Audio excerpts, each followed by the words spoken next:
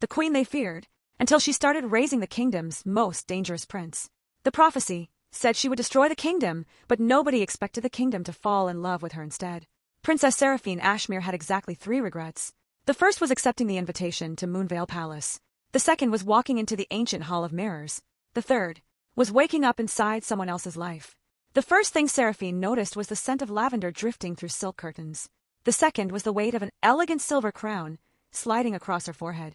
The third, "Your Majesty," a tiny voice trembled from beside the bed. Seraphine slowly opened her emerald eyes. Standing there was a little cream-colored kitten in an oversized royal uniform, holding an entire tray of breakfast that shook harder than his knees. He couldn't have been older than 7.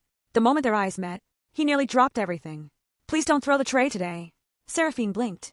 "Excuse me." The little servant immediately lowered his ears. "I'm sorry. I spoke out of turn. Something felt wrong. Very wrong." Before Seraphine could ask another question, a soft bell chimed inside her head. "Welcome, host." A glowing pastel blue window floated before her. Character assigned: Queen Morelle Veilbloom. Status: evil stepmother. Threat level: maximum. Ending: executed for treason by her husband and stepson. Primary objective: remain cruel. Do not earn affection. Do not alter destiny. Reward: return to your original life. Seraphine stared at the floating screen. "I'm sorry." Executed. The system sparkled happily. Correct. By who? The window changed. An illustration appeared, a handsome golden-furred prince, holding a royal sword, while standing over her grave. Wonderful. The system added confetti. Have a magical journey. I hate you already. The bedroom doors opened. Every servant immediately bowed. He entered without announcing himself. King Rowan Evercrest. Tall, broad shoulders, deep sapphire blue eyes, elegant cream and gold suit. Every movement carried effortless authority. He wasn't merely handsome. He looked like someone history books would argue about. He glanced toward Seraphine. "You seem awake." She looked back. "You seem observant." The servants collectively stopped breathing. Rowan raised one eyebrow. "You've never answered me like that." "I've never been executed before today either." Silence. "What?" "Nothing." The king studied her carefully. Something had changed. He simply couldn't decide what. "You'll attend breakfast." He turned to leave, then paused. "Our son has been waiting." "Our," the system whispered. "Technically your stepson." Oh, that was somehow worse. Breakfast felt like attending a funeral where nobody had died yet. Long crystal chandeliers glowed above a table that could seat 50. Only 3 chairs were occupied. The king, Seraphine, and Prince Cassian Evercrest, 14 years old, silver blonde fur, calm blue eyes, perfect posture, the future hero, the future executioner. He didn't look angry. He looked empty. Seraphine remembered the prophecy. Cassian would eventually become the youngest high king in history. Feared, respected, alone. His heart would freeze after years of emotional neglect. Every advisor praised his intelligence. Nobody noticed he barely smiled anymore. The servants began placing breakfast onto the table. Cassian quietly reached for tea. His sleeve slipped. Bruises, tiny ones, hidden beneath royal embroidery. Seraphine's eyes narrowed. "Who trained with you yesterday?" Cassian looked surprised. "Captain Aldrich." "Again?" "Yes." The boy answered as though expecting criticism. Instead, Seraphine calmly looked toward the captain, standing against the wall. "Come here." Every servant stiffened. Captain Aldrich stepped forward confidently. "Your Majesty, how old are you?" 42. "And you sparred against a 14-year-old with enough force to leave bruises?" He requested harsher training. Cassian immediately interrupted. It wasn't his fault. Seraphine looked at him. "Did I ask?" The prince froze. Not because she sounded cruel. Because she sounded protective. She turned back toward the captain. "If His Highness requests poison, will you also provide that?" "No, Your Majesty." "So perhaps." She smiled pleasantly. "You should remember that children are very talented at asking for things they shouldn't have." The room became perfectly silent. Captain Aldrich lowered his head. "Understood." "Good." She lifted her teacup. "Next lesson. You teach technique, not punishment." Dismissed. The captain bowed deeply before leaving. The system suddenly appeared beside her shoulder. "Warning." "What now?" "You just accidentally acted like a responsible parent." "I was intimidating." It counted. Cassian quietly stared at his breakfast. "Why?" Seraphine looked over. "Why what?" "You defended me." "I corrected an employee. They've never been corrected before." "Oh." That explained far more than it should have. The palace wasn't cruel. It was comfortably indifferent, which was somehow worse. Children didn't need monsters.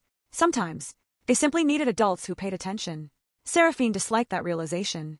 It made her chest hurt. The system sighed dramatically. "Host." "What?" "You're already ruining the plot." Seraphine took another sip of tea. Then the plot should have been written better. The system groaned. This is going to be a very long assignment. The palace had one rule. Never question Queen Morel. Everyone believed that was because she was terrifying. Seraphine discovered it was because nobody had spoken to her honestly in years. Her first week was strange. Every morning, servants flinched before entering her chambers. Every afternoon, nobles whispered whenever she walked past. Every evening, the king vanished into his office until well after midnight. It wasn't a marriage. It was two strangers sharing an impossibly large castle. The only constant was Prince Cassian. Everywhere she turned, he seemed to be watching. Not openly, never rudely, just observing, like someone trying to solve a puzzle. One rainy afternoon, Seraphine wandered into the royal library. Towering books stretched 3 stories high. A pastel stained glass ceiling painted the room in soft blues, pinks and lavender. It was breathtaking. Near the tallest window, Cassian sat alone. 5 books surrounded him. He hadn't noticed her. "You'll ruin your eyes." The prince immediately stood. "My apologies." "Why are you apologizing?" "I assumed I was in your seat." Seraphine blinked. "My seat? You always read beside this window." "I do." The system floated beside her. "The previous queen liked spying on people from here. That's incredibly unsettling." Cassian looked confused. "You've forgotten." "I've been thinking differently lately." "Technically true. Very differently." He slowly sat back down. "I've almost finished military history." Seraphine picked up one of the books. "You're 14. I know. Where are the adventure stories? Those are for children." She stared at him. "You're a child. Not according to everyone else." The words were quiet, matter of fact, as though he'd accepted them years ago. Something inside Seraphine tightened. She placed the history book back onto the shelf, then disappeared between 2 towering bookcases. Cassian frowned. A minute later, she returned carrying an enormous stack. Adventure novels, mysteries, fantasy tales, stories about pirates, inventors, dragons, sky sailors. She placed them beside him. "Your punishment." "My punishment? You've clearly overworked your imagination." He looked at the colorful covers. "I've never read these." "Exactly." The prince hesitated.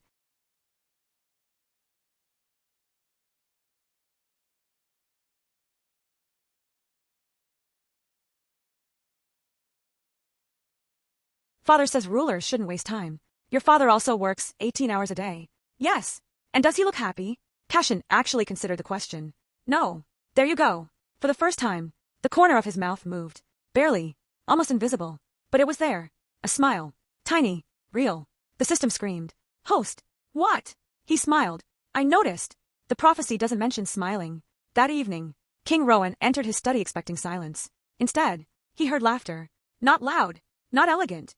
The kind of laugh someone made when they forgot anyone else existed.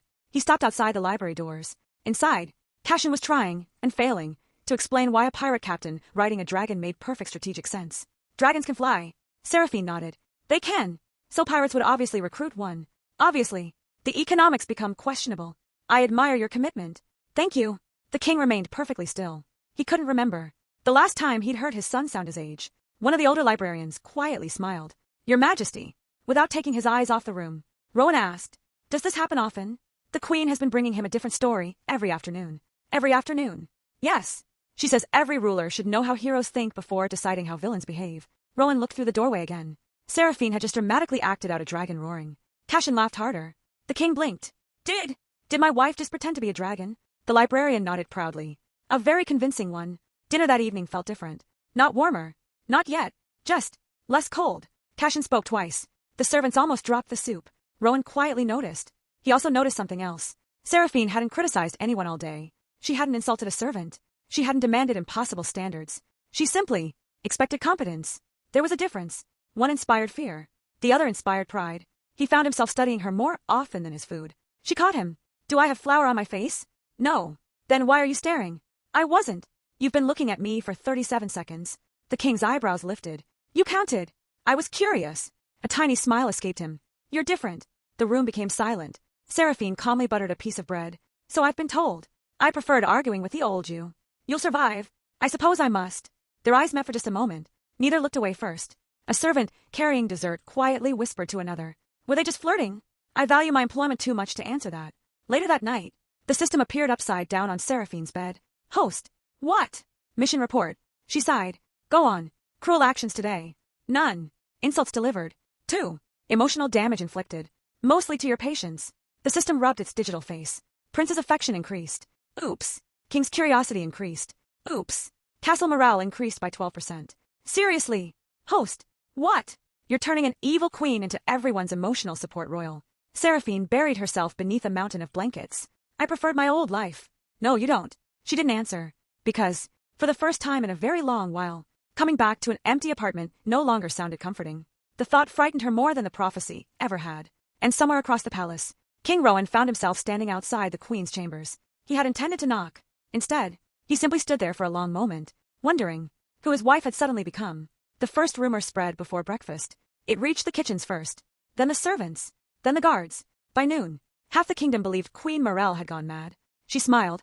No, I swear she did. At someone. At a gardener. The second servant nearly fainted. That's impossible. I thought so too. Unfortunately, the queen had indeed smiled, because the gardener had been arguing with a butterfly. Very seriously, the butterfly appeared to be winning. Your Majesty! Seraphine turned. The elderly gardener immediately bowed. I apologize. For what? Laughing. You weren't laughing. I was trying not to. That's worse. The old cat looked horrified. She sighed. If something is funny, laugh. Really? Unless someone falls into the fountain. Then, help them first. The gardener looked utterly confused.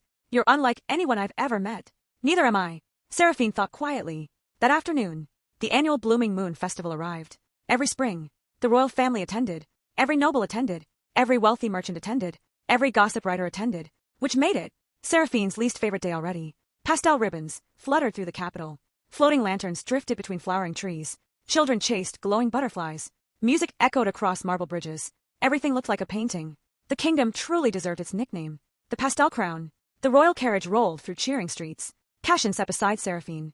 May I ask something? You just did. The prince blinked. Right. She smiled. What is it? Are festivals supposed to be enjoyable? She looked at him. Have they never been? They're usually... He searched for the word. Work. The answer landed heavily. At 14, he already believed joy required permission. The carriage stopped. Thousands of citizens bowed. Trumpets echoed. The announcer stepped forward. Presenting His Majesty, King Rowan Evercrest, and Her Majesty, Queen Morel Evercrest. The doors opened. Every eye turned toward them. Rowan stepped down first. Then, without thinking, he extended his paw, not because etiquette demanded it, because he simply wanted to. Seraphine looked at it, then at him. You'll make people think you like me. His lips twitched. That would be scandalous. She accepted anyway. The crowd erupted into applause. Somewhere nearby, 3 noble women simultaneously gasped. They're holding paws. They've never held paws. Write that down. A newspaper illustrator nearly dropped his sketchbook. The system floated invisibly beside Seraphine. Host. What? Public affection detected. It was stairs. Sure it was. The festival unfolded beautifully. Artists painted. Musicians played. Children performed tiny plays. Everything felt alive. Seraphine wandered between colorful stalls. Cashin remained beside her. Not because protocol required it. Because he wanted to.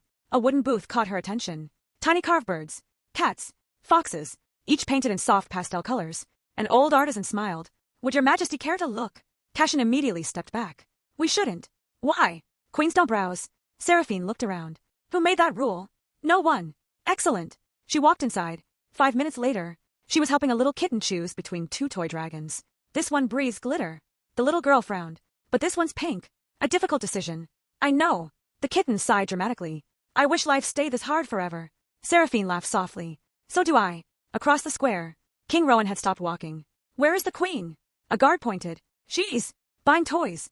For diplomatic purposes? No, your Majesty. She's helping children. Rowan blinked twice. Helping? Yes. Voluntarily? Yes. One guard quietly whispered.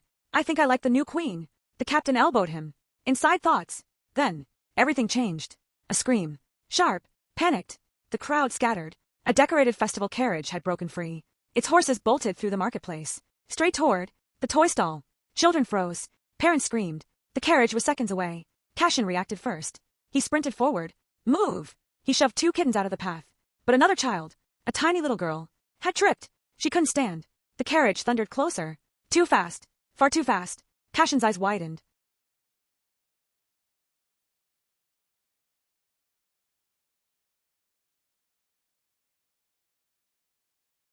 He wasn't going to reach her. Without thinking, Seraphine ran. The world slowed. She heard nothing except pounding hooves. She threw herself forward, wrapped both arms around the little kitten, and rolled across the cobblestones. The carriage exploded past, missing them by inches. Wood splintered against a fountain. The crowd fell silent. The little girl began crying. I'm sorry. I dropped my flower. Seraphine looked down. The child wasn't worried about almost dying. She was worried about disappointing someone. Seraphine gently picked up the crushed pastel blossom. There. She tucked it behind the little girl's ear. Still beautiful. The child hugged her tightly. So are you. Complete silence. Thousands of people had witnessed it. The feared queen, risking her own life, for someone she'd never met. The system appeared, looking physically ill. Host. What? The kingdom just watched its villain become a hero. That sounds inconvenient. You aren't supposed to save civilians. King Rowan finally reached them. His breathing was uneven. For the first time since she'd met him, his calm mask had cracked. He looked at her shoulder. Blood. A long scrape from the cobblestones. You're injured.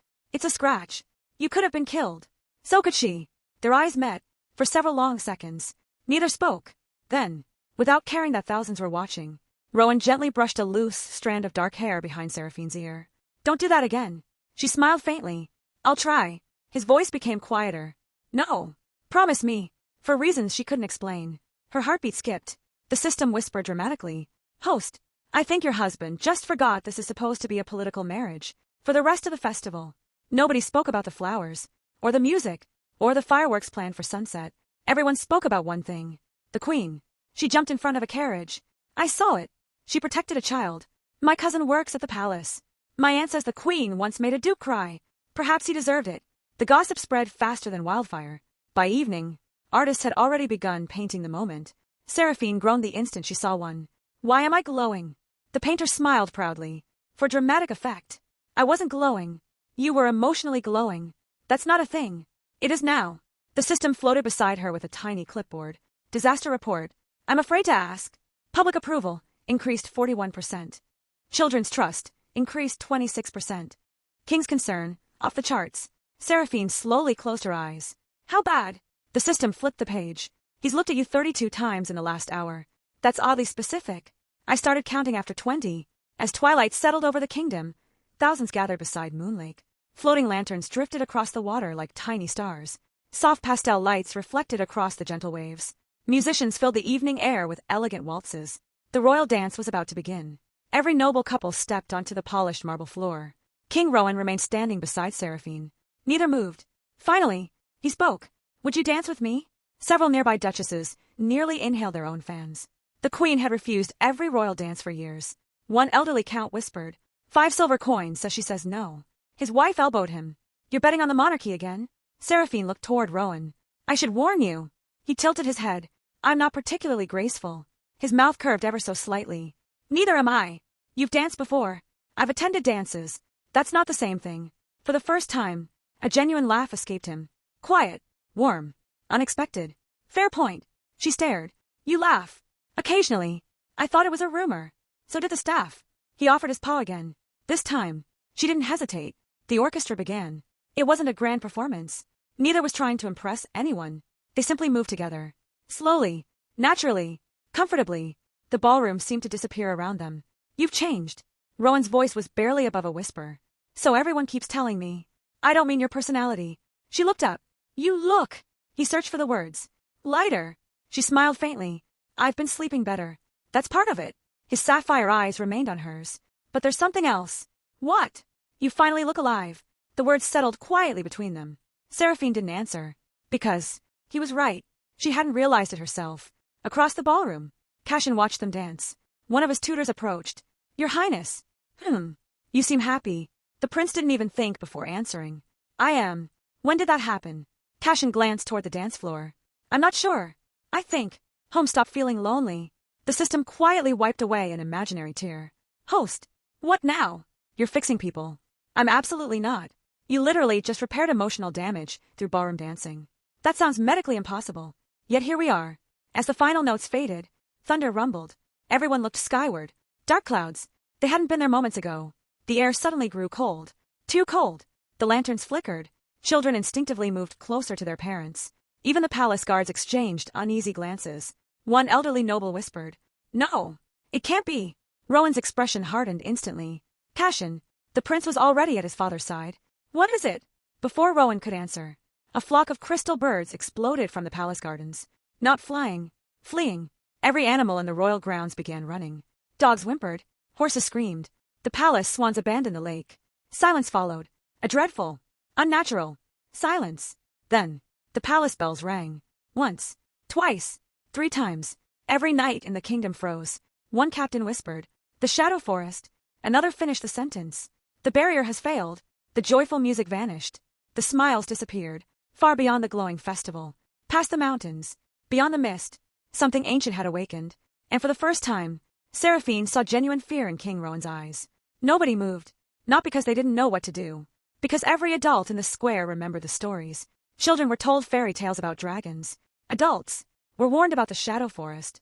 Long before Rowan's family ruled the kingdom, the forest had been alive. Not with ordinary animals. With ancient magic. Magic that thought. Magic that remembered. Magic that hated being disturbed. So the first kings built an enormous barrier of enchanted crystal around it. For 300 years, nothing escaped. Until tonight, the palace bells rang again. Boom, boom, boom. The sound echoed through every street. Every knight immediately drew their swords. Guards surrounded the royal family.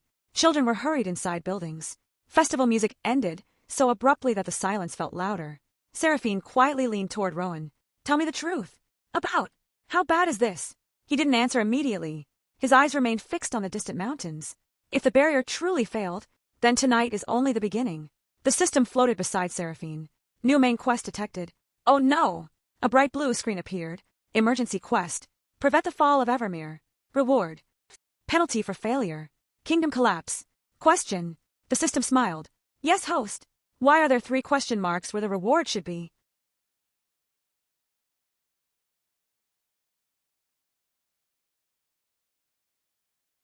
Because even I don't know if you'll survive. That's deeply unhelpful.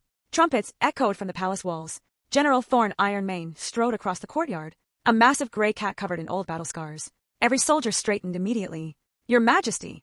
Rowan nodded. Report. The eastern crystal towers have gone dark. Casualties. None. Yet. The pause worried Rowan more than the answer. Speak. The general lowered his voice. The scouts vanished. Every one of them. Cashin's ears twitched. Vanished. No tracks. No bodies. No weapons. Nothing. The prince's expression became serious. That's impossible. The general met his gaze.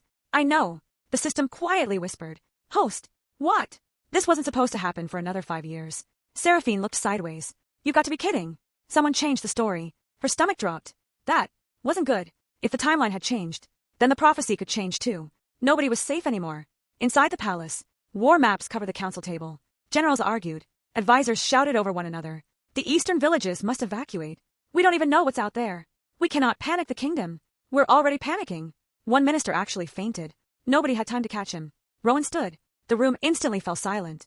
We will not abandon our people. His voice wasn't loud. It didn't need to be. We send rescue teams. We reinforce every border. We protect every village. One noble scoffed. With respect, Your Majesty. Villages can be rebuilt. The crown cannot. The room became very quiet. Too quiet. Rowan slowly turned toward the noble. What did you say? I merely meant. You suggested sacrificing innocent families. I suggested protecting the throne. The throne exists. Rowan's sapphire eyes became ice. To protect them. Seraphine watched him carefully. So this was the king everyone feared. Not because he was cruel.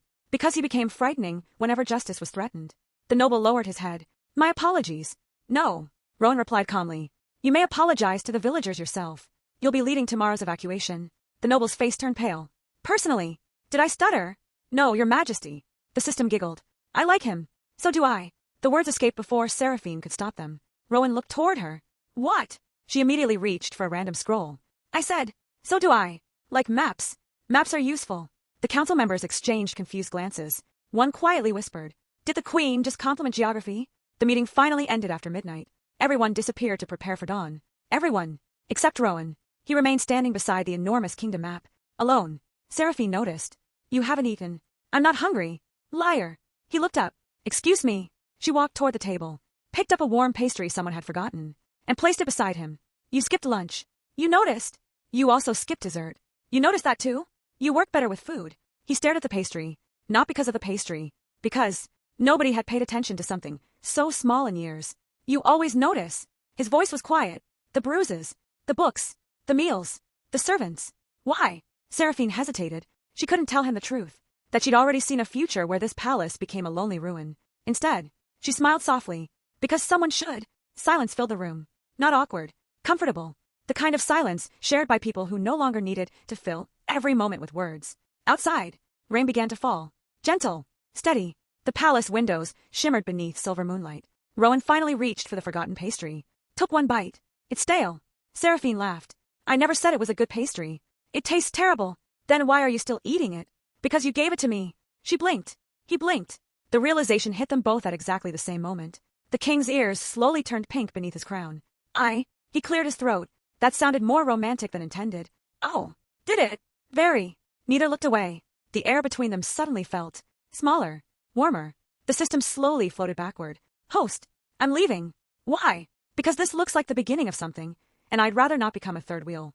Before either of them could recover, a desperate knock echoed through the chamber doors. A young royal messenger burst inside, soaked from the rain, struggling to catch his breath. Your Majesty! Rowan was instantly all business again. What happened? The messenger swallowed hard. The Eastern Rescue Party. They've returned. Alive. The messenger's frightened expression answered before his words did. Only one. And he keeps repeating the same sentence. What sentence? The messenger's voice trembled. He says, the forest isn't empty anymore. Then he whispered the words that made every candle in the room seem colder. Something is building an army. The palace infirmary had never been this quiet. Not because it was empty, because nobody wanted to be the first to speak. The lone survivor lay on a narrow bed beneath warm lantern light. His armor had been torn apart. One shoulder was badly burned. His sword was still sheathed. General Thorne frowned. He never drew it. A royal physician looked up.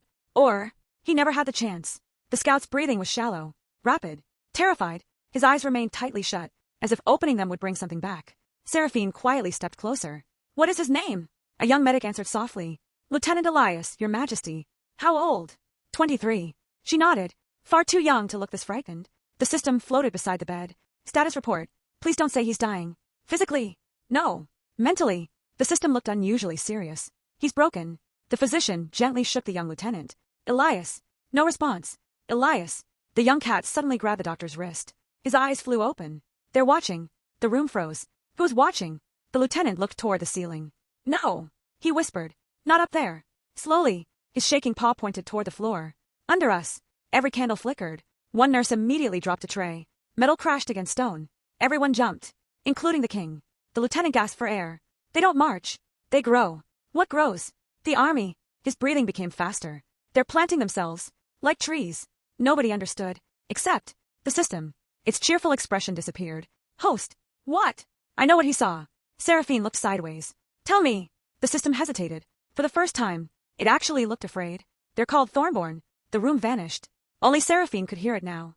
Only she could see the glowing screen. Enemy identified. Species. Thornborn. Classification. Ancient botanical guardians. Threat level. Catastrophic. They're plants. The system looked offended. Technically, you're telling me flowers are invading the kingdom? Those aren't flowers. Images appeared. Gigantic creatures. Bodies woven from roots. Crystal antlers. Glowing amber eyes. Branches twisting into claws. Every step caused flowers to bloom. Then instantly wither. Beautiful. Terrifying. Ancient. They don't hate humans. The system whispered. They hate kingdoms. Back in the infirmary. Lieutenant Elias suddenly sat upright. They spoke. General Thorne leaned closer. What did they say? The scout began trembling again. They asked. He swallowed. Why we're still living on borrowed land. Nobody breathed. Even Rowan looked unsettled. They spoke our language. The general asked. The lieutenant slowly nodded. Perfectly. Another silence. Then, they called someone. The gardener. The system closed its eyes. Oh. Oh no. Seraphine frowned. What?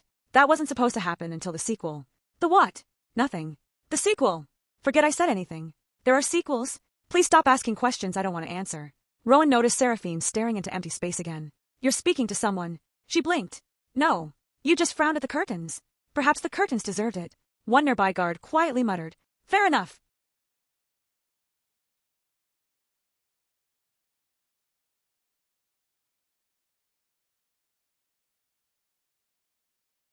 The physician finally convinced Elias to rest. Sleep came quickly. Exhaustion won. Before drifting away, the lieutenant whispered one final sentence. Don't let the gardener reach the heart tree. Then, silence. The royal council reconvened immediately. This time, fear had replaced debate. Maps covered every table. Crystal markers represented villages. General Thorne pointed toward the eastern border. If these Thornborn continue moving, they'll reach Briar Hollow in 3 days. Another commander interrupted. Evacuate it. A minister shook his head. 20,000 citizens. We don't have enough wagons. Another noble added. We'll have to choose who leaves first. The room became heavy. Too many people. Too little time. Cashin quietly studied the map. No. Every adult turned. The prince looked toward the eastern rivers. They're not marching toward villages. What? They're avoiding them. General Thorne frowned. Explain. Cashin traced a line across the map. They're following ancient forest paths. Rowan looked closer. You're right. The prince continued. They aren't invading. They're traveling. To where? Cashin's claw stopped on one glowing symbol. The oldest place in the kingdom. The oldest tree in the world. The heart tree. The room went silent. One elderly historian slowly stood. Impossible. It hasn't awakened in centuries. Seraphine looked toward him. What exactly is the heart tree? The old scholar swallowed. Your Majesty. The heart tree isn't simply a tree. He looked toward the palace window, where a colossal silver tree could be seen glowing faintly in the distance beyond the castle gardens. It's the reason our kingdom exists. The system's eyes widened. Host, this story just became much bigger than your mission. Outside, far beyond the palace walls, deep inside the shadow forest, hundreds of amber eyes slowly opened in the darkness, and among them, a tall figure stepped out from the roots. Unlike the others, she looked almost ordinary, elegant, graceful. A long cloak woven from emerald leaves drifted behind her. A delicate wooden crown rested upon her head. She gazed toward the glowing heart tree on the horizon, then smiled. At her feet, the forest itself bowed. The time has finally come, she whispered. Wake the forest. Across the valley, thousands of thornborn rose from the earth at once. The ground shook, not from war drums, but from roots tearing free after centuries of sleep. Dawn arrived quietly. Too quietly. Normally, birds welcomed the morning from every tower of Evermere Palace. Today, there wasn't a single song. Even nature seemed to be holding its breath. From the palace balcony, Seraphine looked toward the horizon. Mist curled over the eastern forests. Beyond it, the colossal heart tree shimmered with silver leaves. It was magnificent. Its branches stretched so high they seemed to cradle the clouds themselves. Every leaf glowed softly, casting pastel ribbons of light across the kingdom. It looked peaceful. Too peaceful. The system floated beside her. You've been staring at it for 10 minutes. It feels. She searched for the word. Lonely. The system became strangely quiet. It has been. For how long? Almost 400 years. Before Seraphine could ask another question, a familiar voice interrupted. I thought I'd find you here. She turned. Rowan. No royal robes today. Instead, he wore fitted navy traveling leathers beneath a long cream cloak. Without the crown, he somehow looked even more handsome. Far less like a king. Far more like himself. You haven't slept, Seraphine observed. You noticed. You have shadows under your eyes. He smiled faintly. And you've noticed that too. She folded her arms. You're making it very easy. For a moment, neither spoke. The morning breeze carried the scent of blooming lilacs through the gardens. Far below, palace staff hurried to prepare supplies for the eastern villages. The entire kingdom was waking, preparing, waiting. Finally, Rowan broke the silence. I'll be riding to the eastern border. Seraphine frowned. Your generals can handle that. They can. Then why go yourself? Because they're my people. He answered so simply, as though no other explanation were needed. She admired that, more than she probably should. You want to come? Rowan suddenly said. She blinked. Excuse me. I can tell. You can. You've been pretending not to ask for the last 3 minutes. Was I that obvious? Painfully, the system materialized between them. Absolutely not. Seraphine ignored it. Rowan crossed his arms. The eastern border isn't safe. I've noticed. I won't ask you to come. I wasn't waiting to be asked. His ears twitched. You were planning to invite yourself. I was planning to be persuasive. That's somehow more concerning. The system dramatically flopped onto the balcony floor. Host, please. What now? You're about to leave the palace. Yes. Do you have any idea how dangerous that is? I'll have soldiers. They'll need protection too. Cashin appeared in the doorway. I'd like to come as well. Both adults turned simultaneously. No. The answer came in perfect unison. Cashin blinked. You even said it at the same time. Seraphine looked away. So did you. Rowan cleared his throat. We'll discuss this later. Cashin wasn't finished. You taught me that rulers protect their people. He looked directly at Seraphine. And father says kings lead from the front. He folded his arms. So why am I expected to stay behind? Neither adult answered immediately.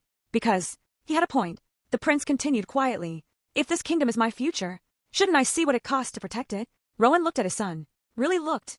Not at the heir. Not at the future king. At the 14-year-old standing in front of him, growing faster than either of them had realized. Seraphine gently rested a paw on Cashin's shoulder. There is courage, she said softly. And there is wisdom. They're different. They must be. Otherwise brave people wouldn't live long enough to become wise. Cashin lowered his eyes. I understand. No. She smiled warmly. I think you do. The system sniffled. Host, what? Why do you keep saying things that sound like they'll end up embroidered onto expensive pillows? Within the hour, the royal expedition departed. Knights, scouts, healers, supply wagons, royal guards. General Thorne led the front. Rowan rode beside him. Seraphine followed close behind atop a graceful midnight black mare named Velvet. The horse seemed delighted to be outdoors. The feeling was mutual. Rolling hills gave way to endless lavender fields. Wildflowers swayed beneath the morning sun. Crystal butterflies drifted lazily through the air. For a while, it almost felt like there wasn't a crisis waiting beyond the mountains. Rowan guided his horse beside hers. You ride well. My grandfather taught me. He'd be proud. She smiled. I hope so. A comfortable silence settled between them. Not awkward. Not forced. Simply easy. General Thorne glanced back once. Then twice. Finally, he leaned toward another captain. Have their majesties always spoken this much? The captain whispered. I've worked here 12 years. I've never seen them voluntarily ride beside each other. The soldiers behind them began exchanging knowing smiles. One young knight quietly muttered. Do you think they're finally courting? Another shook his head. They're married. Exactly. The system laughed so hard it nearly fell off Seraphine's saddle. Host, the guards are rooting for your marriage. Wonderful. They're taking bets. Excuse me. General Thorne has 5 gold coins on they kiss before winter. Seraphine nearly dropped the reins. They're what? Before the system could answer, the lead scouts suddenly raised their paws. Halt! The entire column stopped. Every sword remained sheathed, but every soldier reached for one. The air had changed. The breeze had disappeared. Even the horses shifted nervously. General Thorne dismounted first. He knelt beside the forest path. What is it? Rowan asked. The general pointed silently. Footprints. Enormous ones. Not paws. Not claws. Roots. Twisting, spiraling impressions woven into the earth as though trees themselves had walked across the road. Fresh. Very fresh. Then Seraphine noticed something else. Flowers.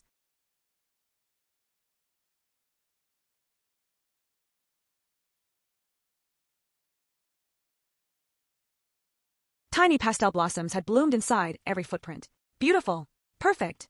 Completely untouched. She leaned closer. They're warm. The nearest blossom slowly turned toward her. Not toward the sun. Toward her. Every flower along the path followed. Thousands of tiny blossoms gently swiveled until they all faced the queen.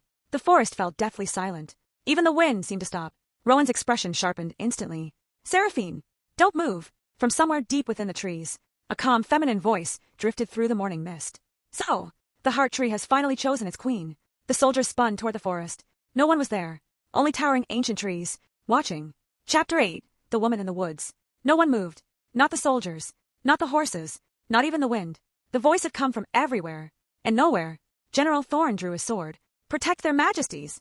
Steel rang through the forest. Dozens of royal knights formed a defensive circle around Rowan and Seraphine. Cashin would have hated missing this. The thought almost made Seraphine smile. Almost. The voice returned. Gentle.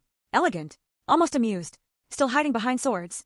A soft laugh echoed between the trees. How predictable. A shimmer passed through the mist. Then, she appeared, not emerging from the forest, becoming part of it. Leaves gathered together. Roots intertwined. Flowers bloomed. And from them stepped a tall, graceful cat whose fur was a soft silver green, as though moonlight had settled upon moss. Her long gown flowed like ivy over ancient stone. Tiny blossoms opened wherever her paws touched the earth. A delicate crown of living branches rested upon her head. Her emerald eyes settled upon Seraphine. Not Rowan. Not General Thorne. Seraphine. The soldiers instinctively raised their weapons. The mysterious woman simply looked at them. You still believe steel frightens forests. Every sword suddenly sprouted tiny flowering vines. One by one, the vines wrapped around the blades. Not tightly. Almost. Playfully. A young knight tugged. Nothing happened. Another tried. His sword remained stubbornly attached to flowering vines. The woman smiled politely. I'll return those when everyone calms down. The system looked absolutely horrified. Host. That's her. The gardener. Yes. She's stronger than the record said. Rowan stepped forward. You crossed into royal territory. So did your ancestors. She answered calmly. They just never left. The king's jaw tightened. This kingdom has stood peacefully for centuries. The gardener tilted her head. For your people. She looked toward the distant heart tree. So much beauty. Built upon forgotten promises. General Thorne took another step. State your intentions. My intentions? She looked genuinely surprised. I've spent 300 years trying not to have intentions. The forest behind her quietly shifted. Branches bent toward her like respectful servants. But your crystal barriers continue choking my home. Her smile faded. And someone wounded the heart tree. Silence. Rowan frowned. Impossible. It hasn't been touched. It has, she replied. It has simply taken centuries for the wound to reach its heart. The system whispered. She's telling the truth. Seraphine's stomach sank. You knew. Pieces of it. You didn't think this was important? I thought we'd have another 40 chapters before this conversation. The gardener's gaze softened as she looked at Seraphine. You hear the old magic. Seraphine blinked. I what? When you first looked at the heart tree, you called it lonely, didn't you? Seraphine slowly nodded. The woman's smile became almost sad. I wondered if anyone still could. Rowan looked between them. You've never met? No. The gardener answered. But she remembers. I don't remember anything. Not yet. Before Seraphine could respond, a tiny gasp came from behind the soldiers. One of the youngest healers had wandered too close to a patch of glowing flowers. The earth beneath him cracked. Roots shot upward. The young cat stumbled backward. His foot caught on a stone. He fell, straight toward a ravine hidden beneath thick moss. Look out! The world exploded into motion. Rowan lunged first. Too far. General Thorn dove after him. Still too far. The healer disappeared over the edge. Without hesitation, the gardener raised one paw. The forest answered. A massive flowering vine burst from the cliffside. It wrapped gently around the terrified healer's waist. Instead of crushing him, it lowered him safely onto solid ground. The vine gave him one tiny pat on the head, before disappearing back into the earth. Everyone stared. The healer blinked several times. It saved me. The gardener looked mildly offended. Did you expect otherwise? No one answered. She sighed. That is unfortunate.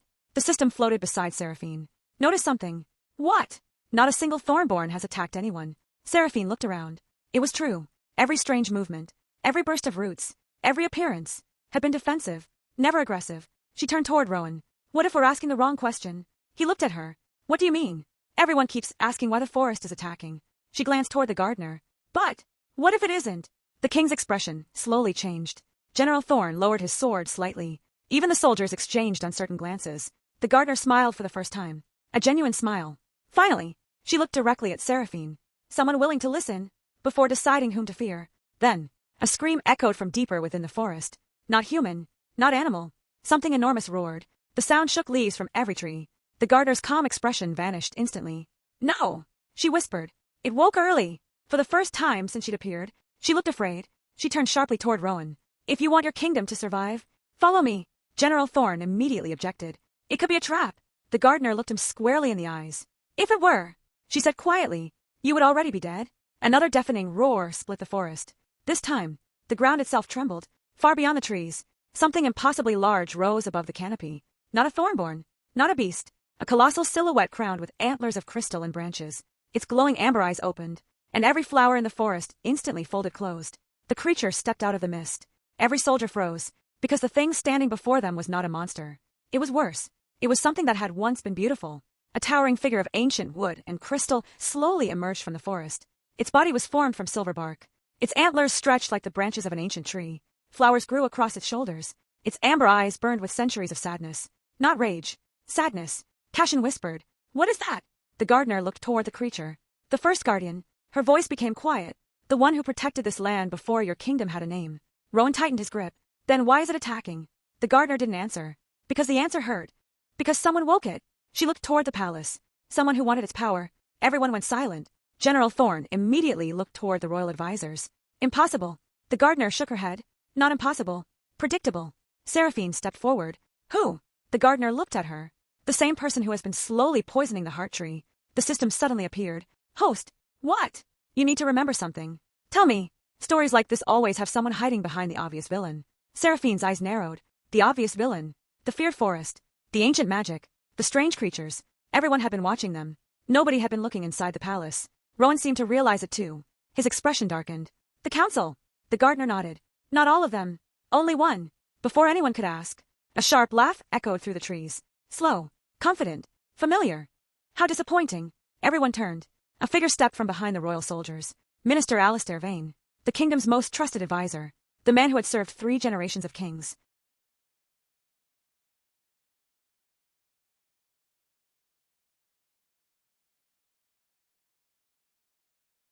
The kingdom's most trusted advisor. The man who had served 3 generations of kings. Rowan's expression changed instantly. You. The minister smiled. I wondered how long it would take. General Thorn immediately raised his weapon. You betrayed the crown. No. Alistair looked almost offended. I saved it. The forest trembled. The ancient guardian lowered its head, almost like it recognized him. You see, Alistair continued, Evermere has become weak. Peace made us soft. Kindness made us vulnerable. His eyes moved toward Seraphine. Especially recently. Seraphine raised an eyebrow. Are you blaming me for being nice? No. He smiled. I'm blaming you for reminding everyone that they could be. The words were strange, almost bitter. Alistair continued. For centuries, rulers feared the forest. They feared the old magic. They built barriers. They controlled everything. But then, his gaze moved to Rowan. You started caring about your people. Then Cashin. You started raising an heir with compassion. Then Seraphine. And suddenly, the kingdom remembered what hope felt like. He looked disgusted. Hope is dangerous. The system whispered. Wow. What? He's literally a villain who hates happiness. Rowan stepped forward. You poisoned the heart tree. Alistair smiled. I awakened its power. You endangered thousands. To create a stronger kingdom. Seraphine stared at him. You really believe hurting people makes you powerful? Alistair looked at her. You don't understand. No, she replied calmly. I understand perfectly. She walked closer. You spent your entire life trying to control a kingdom because you were afraid you couldn't earn its loyalty. The minister's expression shifted. Only slightly, but enough. Seraphine continued. Rowan protects people. Cashin inspires them. And the forest. She looked toward the ancient guardian. Remembers them. The gardener watched quietly. You wanted everyone to fear you, Seraphine said. But the strongest people in this kingdom are the ones who are loved. For a moment, nobody spoke. Then Alistair laughed. A cold, empty laugh. You sound exactly like the old legends. How unfortunate. The ground shook. The ancient guardian moved. Not toward Seraphine. Toward Alistair. Everyone watched in confusion. Alistair's smile disappeared. What are you doing? The gardener looked at him. You forgot one thing. The heart tree does not obey. The guardian lowered its massive head. And for the first time, everyone heard its voice. Ancient. Deep. Tired. Power taken. Is not power earned. The crystal branches around Alistair began glowing. His expression changed. Fear. Real fear. No. No, I awakened you. I commanded you. The guardian stared at him. You did not awaken me. You disturbed my sleep. A wave of golden light spread across the forest. The thornborn stopped moving. The roots released their grip. The flowers reopened. Alistair fell to his knees. All his plans, all his manipulation, all his control, gone. The system floated beside Seraphine. Quest update. Already. Yes. A new screen appeared. Main conflict resolved. The heart tree has been healed. The kingdom has been saved. Seraphine smiled. That was easier than expected. The system stared. Host. What? You realize you just defeated a magical conspiracy by talking about feelings. I hate that it worked. But then, a small sound interrupted them. A tiny cough. Everyone turned. Cashin. The prince was standing beside the ancient guardian. And the guardian was lowering its enormous head toward him. Cashin looked nervous. Hello. The guardian gently lowered one crystal-covered branch. A single glowing flower bloomed and fell into his paw. The entire forest went silent. The gardener's eyes widened. The heart tree has chosen its next protector. Everyone looked at Cashin, the future king, the boy who once believed he had to be perfect to be loved, now standing beneath ancient magic, not because he was powerful, because he was kind. Rowan placed a paw on his son's shoulder. Pride filled his expression. Seraphine smiled, and for the first time, Cashin smiled without hesitation. The war was over, but nobody noticed that Rowan wasn't looking at the guardian, or the forest, or the kingdom. He was looking at Seraphine, and she noticed. What? He looked away. Nothing. She smiled. You're terrible at pretending. A quiet laugh escaped him. I've been told. The system appeared dramatically. Warning. What now? The romantic tension is becoming unbearable. Seraphine rolled her eyes. You're impossible, and yet you keep me around. Unfortunately, far above them, the clouds cleared, the heart tree bloomed, and Evermere finally understood something it had forgotten for centuries. A kingdom was not protected by walls, or weapons, or fear. It was protected by the people who cared enough to fight for it. The kingdom expected a celebration. They expected fireworks, a grand ceremony, songs written about the defeat of the ancient threat.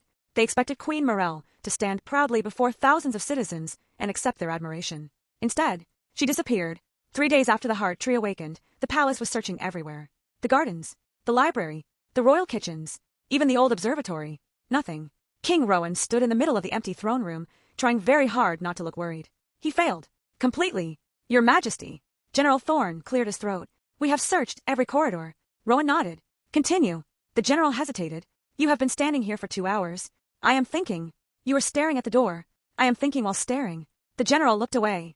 I see. He did not see. Nobody saw.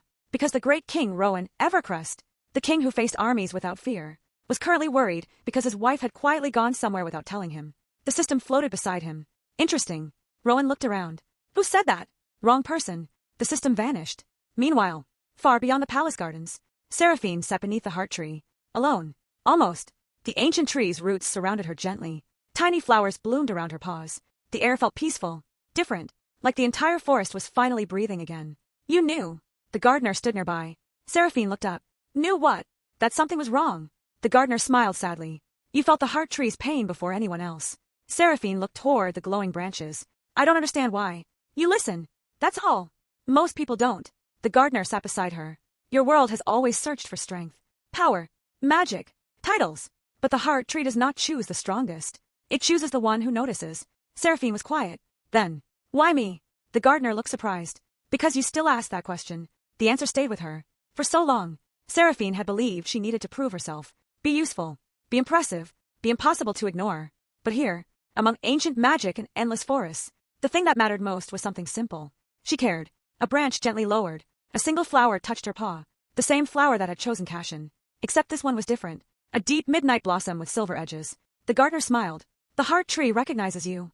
Seraphine stared. What does that mean? It means. The gardener looked toward the palace. You are no longer a visitor. Before Seraphine could answer, a voice interrupted. Of course. She froze. Because she knew that voice. Rowan stood at the edge of the forest. His cloak was slightly messy. His hair was out of place, which was unusual. The king of Evermere always looked perfect. Except now. Seraphine blinked. You found me.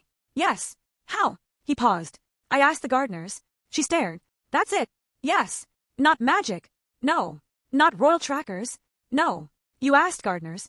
Rowan looked mildly offended. They know every path in these gardens. She tried not to smile. Failed. For a moment, they simply looked at each other.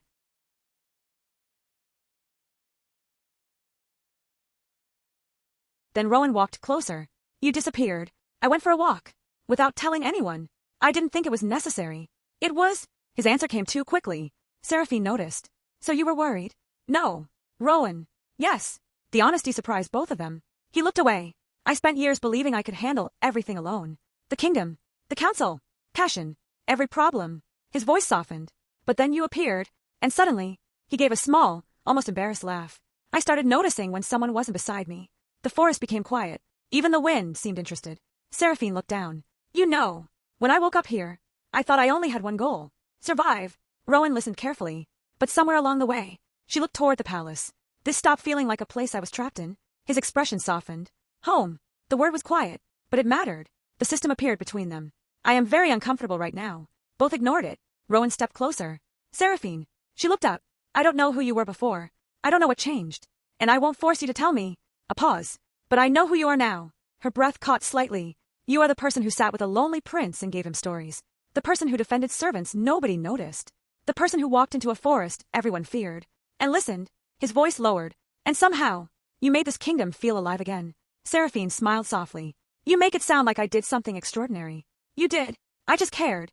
Exactly. A gentle breeze moved through the trees. The heart tree shimmered above them. Then, a very small voice interrupted. Are you two going to keep staring at each other? Both turned. Cashin stood behind a tree, completely unimpressed. Seraphine blinked. How long have you been there? Long enough. Rowan cleared his throat. Cashin. The prince crossed his arms. I was looking for you. For me. And father. He looked between them. I found both. The system burst into laughter. The child has more confidence than both of you combined. Cashin walked forward. The council is waiting. Then he paused. And Seraphine looked at him. Yes. Thank you. For what? The prince glanced away. For changing everything. That was when Seraphine realized something. She had entered this world expecting to become the villain. The cruel queen. The woman everyone hated. The person destined to lose everything. But somewhere between tea at breakfast, library stories, festival lights, and ancient forests, she had become something else. Not a villain. Not a savior. Something much harder. Someone who belonged. Months later, the kingdom celebrated the first spring renewal festival since the heart tree awakened. The streets were brighter than ever. Children played beneath glowing flowers. Families filled the markets. The palace gates remained open, a symbol that the crown belonged to the people. And standing beneath the same lanterns where everything had changed, Queen Seraphine watched the kingdom she had accidentally saved. Rowan approached. You're thinking again. She smiled. You know me too well. I am learning. He offered his paw, just like before. Only this time, there was no audience, no expectation, no royal duty, just them. One dance. Seraphine looked at him. Only one. I was hoping for more. She smiled. Good answer. The music began. The lanterns floated upward. The heart tree bloomed in the distance. Cashin watched from the balcony with the gardener beside him. The prince smiled. The kingdom is happy. The gardener nodded. Yes. Because of the queen. She looked toward Seraphine. Because she reminded everyone that happiness was always theirs. The system appeared one final time. Final mission complete. Seraphine looked up. Am I going home? A pause. Then, do you want to? She looked around. At Rowan. At Cashin. At the kingdom. At the home she never expected to find. No. The system sighed dramatically. I knew it. You knew. The moment you started pretending not to care. Seraphine laughed. A real laugh. The kind she hadn't made in a very long time. And beneath the glowing pastel skies of Evermere, the queen who was destined to destroy the kingdom became the reason it flourished. The end.